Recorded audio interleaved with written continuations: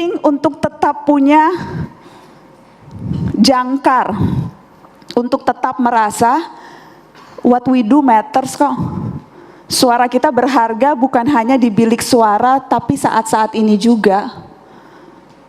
Karena di sistem demokrasi sekarang, hanya itu satu-satunya yang kita punya, suara. Suara untuk bisa memaksakan penguasa melakukan apa yang kita hendaki. Apalagi yang kita punya? Negara punya kuasa, punya senjata, punya uang. Kita punya apa? Kita punya cinta. Makan cinta, nggak ada cinta. Kita punya suara, dan warga negara yang berkumpul dan berdaya bisa memaksakan penguasa untuk melakukan itu. Dan ini hanya satu-satunya cara yang bisa kita lakukan, memastikan sistem demokrasi itu berjalan. Karenanya jangan mau ditipu-tipu bilang presiden 3 periode, please deh. Jangan mau perubahan pilkada, undang-undang pilkada sehingga dipilih lagi ke DPRD. Itu hanya memberikan peluang mereka bagi-bagi uang seenaknya. Jangan mau hak-hak kita bersuara itu dilemahkan sehingga kita tidak berani untuk berteriak.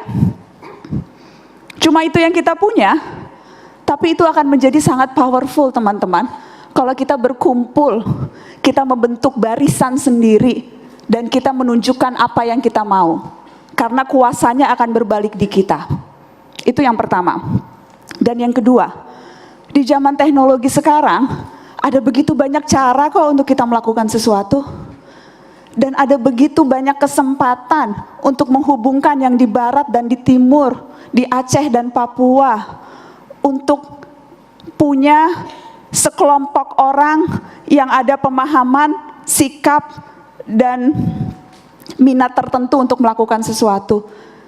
Dari hal-hal kecil sekalipun, ada begitu banyak gerakan-gerakan yang tumbuh di daerah. Gerakan Sabang Merauke, pertukaran pelajar antar daerah. Ada gerakan pencerah Nusa waktu itu, mengirimkan dokter ke daerah. Ada gerakan Indonesia Mengajar. Ada begitu banyak gerakan yang diinisiasi yang memungkinkan kita bergerak dan melakukan sesuatu. Saya ingat di Mata Najwa waktu itu kita pernah bikin seri soal PSSI bisa apa. Sampai 5 kali tuh minimal yang di Trans 7 ya. Sebelumnya di Metro bolak-balik ngomongin PSSI karena memang saya sejak dulu suka bola. Dan rasanya kalau bisa nunjuk siapa yang paling tanggung jawab atas kekalahan beruntun dan ketidakjujuran di sepak bola kita adalah federasi, yaitu PSSI. Jadi saya memang punya dendam kesumat sama PSSI. Mohon maaf yang bapaknya orang PSSI.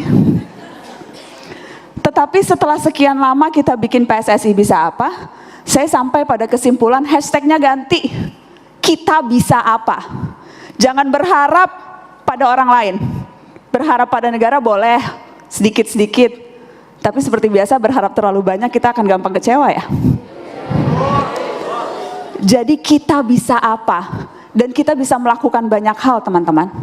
Kita bisa melakukan banyak hal asal saja kita berkumpul, meraptakan barisan, menjaga kekompakan, dan tidak terpengaruh oleh suara-suara setan.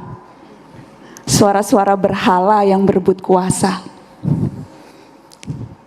Kita bisa apa akan jadi mantra kalau kita betul-betul percaya pada kekuatan diri sendiri, dan itu yang namanya politik. Jadi jangan lihat politik sebagai rame-ramenya elit. Politik adalah ketika kita bisa menggunakan tangan, suara, dan daya kita untuk mengubah negeri tercinta.